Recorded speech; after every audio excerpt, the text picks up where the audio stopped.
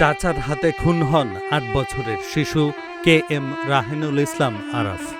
মায়ের ইচ্ছা ছিল আরাফকে বড় আলেম হিসেবে গড়ে তোলার, কিন্তু সেই স্বপ্ন মুহূর্তেই তছনছ হয়ে যায়।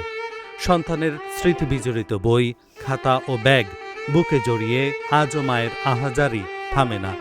এই হৃদয় বিদারক হত্যার ঘটনায় প্রধান আসামি চাচা নুরুন নবীকে মৃত্যুদণ্ডের আদেশ দিয়েছে বিজ্ঞ আদালত। রায় সন্তুষ্ট আরাফের পরিবার, তবে ফাঁসির রায় দ্রুত কার্যকরের জোর দাবি জানিয়েছেন তারা। মুক্তিপণের দাবিতে ৮ বছরের ভাতিজা KM রাহিনুল ইসলাম আরাফকে অপহরণ ও হত্যার ঘটনায় চাচা নুরুন নবীকে মৃত্যুদণ্ড দিয়েছেন টাঙ্গাইলের নারী ও শিশু নির্যাতন দমন ট্রাইব্যুনাল। একই সঙ্গে অপহরণের দায়ে ১৫ বছরের সশ্রম কারাদণ্ড এবং লাশ গুমের দায়ে আরও ৫ বছরের কারাদণ্ড দেওয়া হয়েছে। ২০২৪ সালের ৮ অক্টোবর আরাফকে অপহরণের পর ১২ অক্টোবর গাজীপুরের কালিয়াকৈর থেকে তার লাশ উদ্ধার করা হয়। তদন্ত শেষে অভিযোগপত্র দাখিলের পর সাক্ষ্য গ্রহণ শেষে আদালত এ রায় ঘোষণা করেন। একটা মায়ের কুলে থেকে একটা সন্তান কায়রা নিয়ে যেত, তারা বিনা অপরাধে মেরে ফেলেছে। এটার বিচার কার্যকর তাড়াতাড়ি হোক, এটাই আমরা চাই। রায় দ্রুত কার্যকরের জন্য সরকারের প্রতি অনুরোধ জানিয়েছেন আরাফের দাদা দাদি। মুক্তিপণ নিব, খুব দুষ্ট ছেলে তো, জায়গায় জায়গায় মার কাছে টাকা পয়সা নেয়, গরু বন চুরি করে, জানিয়ে তো মানুষ চুরি করবি। মুক্তিপণের জন্য আমার ছেলের টাকা পয়সা জানে যে আছে, ওই জন্য নিয়ে ই করছি। মুক্তিপণ থাকার পারে নাই। নবীর ফাঁসি চাই, খুনির আমি ফাঁসি চাই। সরকার পক্ষ থেকে আরও হয়েছে, ফাঁসি রাখছে, আমরা সব খুশি হয়েছি। আমি অপহরণ করার সময় ওই দিনই আমরা তাকে সন্দেহ করি বা তার কাছে মোবাইল দিই যে আরাফ কই। আরাফকে নিয়ে আরও খেলাধুলা করতে হয় না। আমার শ্বশুর বাড়িতেই সম্পর্কে আমার শালিকার ছেলে, আর রাস্তাঘাট দিয়ে মানুষ দেখছে, চলাচল করছে, মানুষের সন্দেহ নেই যে বাইসতে হয় সম্পর্কে।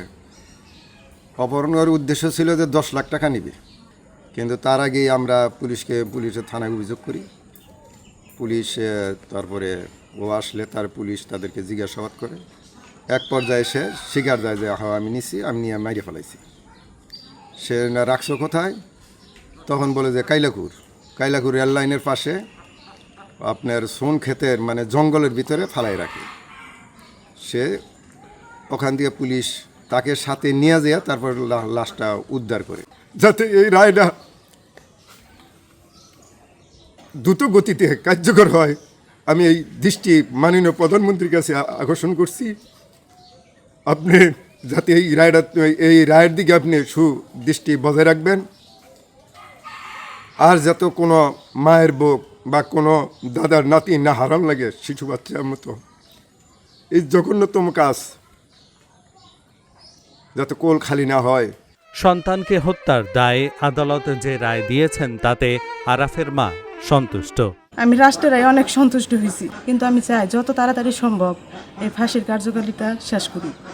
আমি যত তাড়াতাড়ি সম্ভব আমার ছেলের হত্যাকারীকে ফাঁসিতে দেখতে চাই, কারণ আমি মা, আমি সন্তান হারাইছি। আমি চাই যে আমার ছেলের হত্যাকারীর যত তাড়াতাড়ি সম্ভব, অনেক দেরি হয়ে গেছে, তাতে 2 বছর কেটে গেছে। আমি চাই অতি তাড়াতাড়ি আমার ছেলের হত্যাকারীকে ফাঁসিতে দেখতে চাই। আমি চাইতাম আমার ছেলে একটা বড় আলেম হবে, অনেক স্বপ্ন ছিল আমার ছেলে অনেক বড় একটা হাফেজ হবে, কিন্তু আমার এক মুহূর্তে সব স্বপ্ন ভেঙে দিছে। আমি চাই এই সন্ত্রাসী এই নবী মানুষ রূপে জানোয়ার অতি তাড়াতাড়ি ফাঁসিতে ঝুলবে। অপহরণ, হত্যা, খুন ও ধর্ষণ যেটাই হোক না কেন, এগুলো সামাজিক অবক্ষয় বললেন সুজন সভাপতি। হত্যা, খুন, ধর্ষণ যেটাই হোক, এটা অবশ্যই সামাজিক অবক্ষয়। তো এটা কখনোই কাম্য নয়। স্বাধীন দেশে আমরা এই তিক্ত অভিজ্ঞতা আমাদের অনেক হয়েছে, এখন আর আমরা এই অভিজ্ঞতা অর্জন করতে চাই না। এটা নিশ্চয়ই সামাজিক অবক্ষয়, এবং এটার জন্য আমি বলি যে আইনের সঠিক প্রয়োগ। আমরা তো বারবার বলি, কিন্তু প্রয়োগ তো সঠিক আমরা দেখি না। ইদানিং কিন্তু আমরা কিছু সিমটম দেখতে পাচ্ছি আইনের সুষ্ঠু প্রয়োগের ব্যাপারটা। তো এটা অব্যাহত থাকা দরকার, এবং এই যে ধর্মীয় অনুশাসনও আমাদের মানা প্রয়োজন, আর সচেতন জনগোষ্ঠীকে সোচ্চার হওয়া দরকার। আলেম হওয়ার স্বপ্ন নিয়ে যে শিশুটি প্রতিদিন মক্তবে যেত, সেই মাদ্রাসার পাশে চিরনিদ্রায় শায়িত রয়েছে Araf. Dhaka journal news desk.